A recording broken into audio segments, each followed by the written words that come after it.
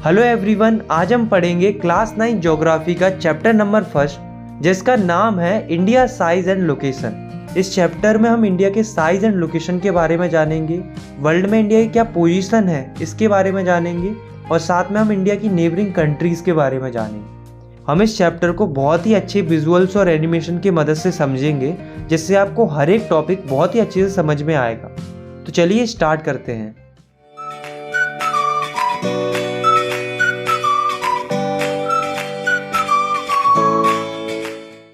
दोस्तों, हमारी इंडिया की civilization one of the oldest civilization है, मतलब काफ़ी पुरानी सिविलाइजेशन है और हमारी जो हिस्ट्री है वो काफ़ी रिमार्केबल है। अगर हम पिछले 50 सालों की बात करें तो इंडिया में काफ़ी रिमार्केबल प्रोग्रेस देखने को मिला है, चाहे वो एग्रीकल्चर की फील्ड हो, चाहे वो इंडस्ट्री की फील्ड हो और चाहे वो टेक्नोलॉजी की फील्ड हो। हर एक फील्ड में इंडिया ने काफ़ी प्रोग्रेस किया है और इंडिया का ओवरऑल इकोनॉमिक डेवलपमेंट हुआ है। अब सवाल ये आता है कि हमारी इंडिया इतने बड़े वर्ल्ड में एग्जिस्ट कहाँ करती है, उसकी एक्चुअल लोकेशन कहाँ है, चलिए जानते हैं। तो जैसे मान लो ये है हमारा वर्ल्ड, तो वर्ल्ड के सेंटर से एक इमेजिनरी लाइन क्रॉस करती है जिसे हम बोलते हैं इक्वेटर, और इक्वेटर अर्थ को दो बराबर बराबर हिस्सों में बांटता है। तो इक्वेटर के ऊपर वाला जो पोर्शन होता है उसे हम कहते हैं नॉर्थर्न हेमिस्फीयर और इक्वेटर के नीचे वाला जो पोर्शन होता है उसे हम कहते हैं सदर्न हेमिस्फीयर। तो अगर हम अपनी इंडिया की बात करें तो हमारी इंडिया लाई करती है नॉर्थर्न हेमिस्फीयर। तो सबसे पहले हम लिखेंगे India is a very vast country, मतलब इंडिया एक बहुत बड़ी कंट्री है जो कि लाई करती है नॉर्थर्न हेमिस्फीयर में। पर इतने बड़े नॉर्थर्न हेमिस्फीयर में भी किस जगह पर, तो ये हम पता करते हैं लॉन्गिट्यूड एंड लैटिट्यूड की मदद से। तो जैसे मान लो ये है हमारी अर्थ, तो अर्थ के ऊपर जो इमेजिनरी वर्टिकल लाइन्स होती हैं उसे हम कहते हैं लॉन्गिट्यूड, और जो इमेजिनरी हॉरिजॉन्टल लाइंस होती हैं उन्हें हम कहते हैं लैटिट्यूड्स। और इन्हीं लॉन्गिट्यूड्स और लैटिट्यूड्स की मदद से हम किसी भी कंट्री की या किसी भी जगह की एग्जैक्ट लोकेशन पता कर सकते हैं। तो अगर हम अपनी इंडिया की बात करें तो इंडिया जिन दो लैटिट्यूड के बीच में लाई करता है वो है 8 डिग्री 4 मिनट नॉर्थ और 37 डिग्री 6 मिनट नॉर्थ, और इंडिया जिन दो लॉन्गिट्यूड के बीच में लाई करता है वो है 68 डिग्री 7 मिनट ईस्ट और 97 डिग्री 25 मिनट ईस्ट। आपको इन वैल्यूज़ को अच्छे से याद रखना है क्योंकि ये वैल्यूज़ काफ़ी इंपॉर्टेंट है। और हाँ, इंडिया के इस पॉइंट से लेकर इस पॉइंट तक की जो डिस्टेंस होती है वो होती है 3214 किलोमीटर्स, और इस पॉइंट से इस पॉइंट की जो डिस्टेंस होती है वो होती है 2933 किलोमीटर्स। अब हम बात करते हैं ट्रॉपिक ऑफ कैंसर की। तो जैसे मान लो ये है हमारी अर्थ और अर्थ के 0 डिग्री लैटिट्यूड पर यह है इक्वेटर। तो जब हम इक्वेटर से थोड़ा ऊपर की साइड जाते हैं तो 23 डिग्री 30 मिनट नॉर्थ पर जो लैटिट्यूड मिलता है उसे ही हम कहते हैं ट्रॉपिक ऑफ कैंसर। खास बात यह है कि जो ये ट्रॉपिक ऑफ कैंसर है वो इंडिया के सेंटर से पास होती है और इंडिया को ऑलमोस्ट 2 इक्वल पार्ट्स में डिवाइड करती है। अब हम बात करते हैं इंडिया के आइलैंड ग्रुप्स के बारे में। तो इंडिया के 2 मेजर आइलैंड ग्रुप्स हैं, कौन कौन से, चलिए जानते हैं। तो जब हम इंडिया से साउथ ईस्ट डायरेक्शन में जाते हैं तो जो आइलैंड्स मिलते हैं वो है अंडमान एंड निकोबार आइलैंड्स जो कि बे ऑफ बंगाल में लोकेटेड है। सिमिलरली जब हम इंडिया से साउथ वेस्ट डायरेक्शन में जाते हैं और तब जो आइलैंड्स मिलते हैं वो है लक्षद्वीप आइलैंड्स जो कि अरेबियन सी में लोकेटेड है। तो यहाँ तक हमने जो भी पढ़ा वो लोकेशन के बारे में पढ़ा। अब हम पढ़ते हैं इंडिया के साइज के बारे में। तो अगर हम अपनी इंडिया के टोटल लैंडमास की बात करें यानी कि टोटल ज्योग्राफिकल एरिया की, तो इंडिया का टोटल ज्योग्राफिकल एरिया है 3.28 मिलियन स्क्वायर किलोमीटर। और अगर हम वर्ल्ड वाइड देखें तो इंडिया वर्ल्ड के 2.4% ज्योग्राफिकल एरिया में लाई करता है। अगर हम एरिया वाइज देखें तो इंडिया वर्ल्ड में 7th लार्जेस्ट कंट्री है, आप इस ग्राफ में भी देख सकते हो। अगर हम अपनी इंडिया की लैंड बाउंड्री की बात करें तो इंडिया की टोटल लैंड बाउंड्री है 15,200 किलोमीटर्स। और अगर हम अपनी इंडिया की कोस्ट लाइन की बात करें, मतलब कितना एरिया हमारा ओशन से लगा हुआ है, तो इंडिया की टोटल कोस्ट लाइन है 7,516.6 किलोमीटर। इसमें लक्षद्वीप और अंडमान एंड निकोबार आइलैंड्स भी इंक्लूडेड है। इनफैक्ट हमारी इंडिया की कोस्ट लाइन जितनी ज़्यादा कनेक्टेड है इंडियन ओशियन के साथ उतनी किसी भी कंट्री की नहीं है। इंडिया के north west, north and north east direction में हमें देखने को मिलते हैं बड़े बड़े माउंटेन्स जिन्हें बोला जाता है हिमालयाज, जो कि यांग फोल्ड माउंटेन्स हैं, यानी कि कुछ ही मिलियंस ईयर पहले फॉर्म हुए माउंटेन्स का ग्रुप है। वहीं अगर हम नीचे की साइड देखें तो अबाउट 22 डिग्री से इंडिया की चौड़ाई कम होती जाती है, यानी कि नैरो होती जाती है टुवर्ड इंडियन ओशियन।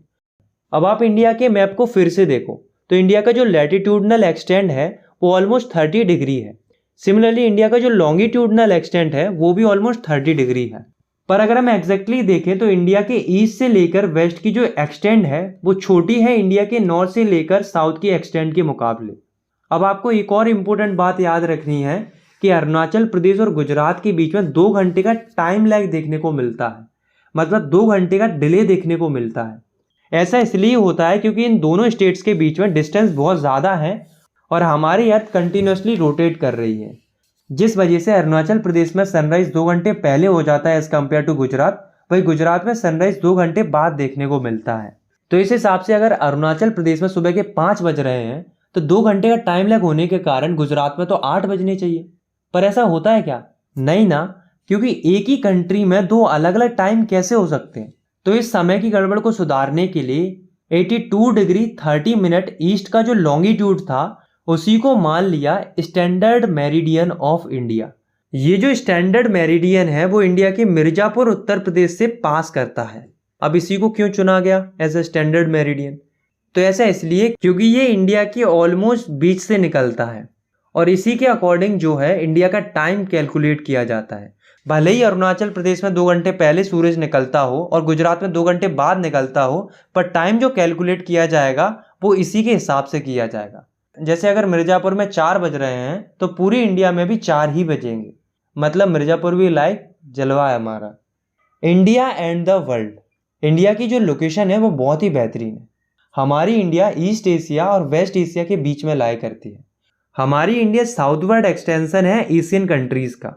अगर मैं साफ साफ शब्दों में कहूँ, India has very strategic central location.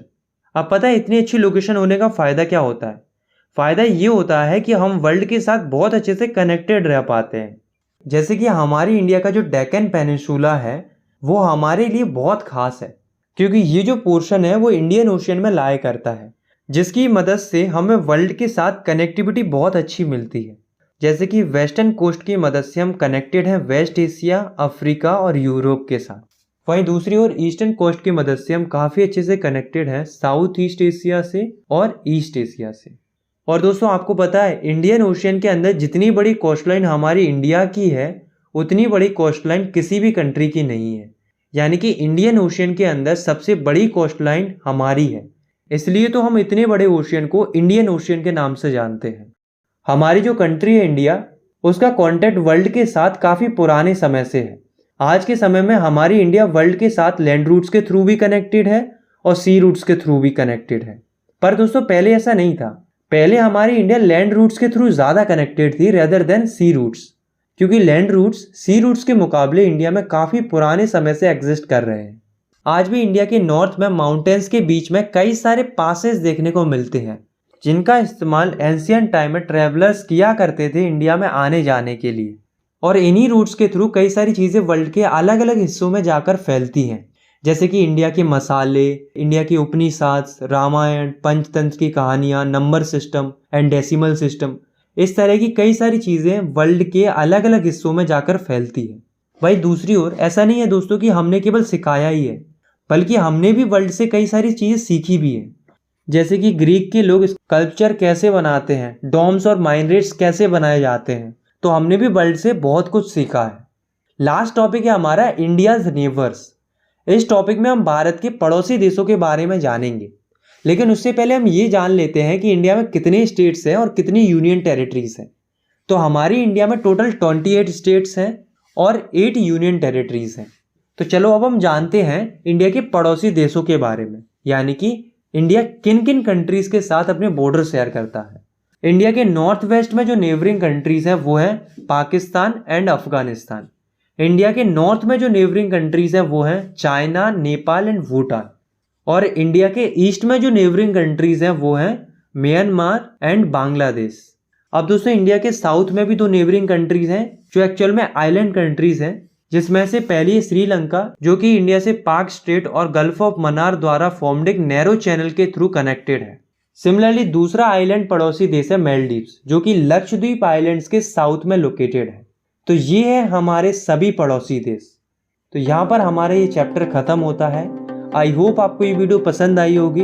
अगर आपको ये वीडियो पसंद आई तो आप इस वीडियो को लाइक कर सकते हो, चैनल को सब्सक्राइब कर सकते हो इसी तरीके की क्लास 9 की एनिमेटेड वीडियोस को आगे देखने के लिए। बाकी मिलते हैं नेक्स्ट वीडियो में, तब तक के लिए टेक केयर, बाय बाय।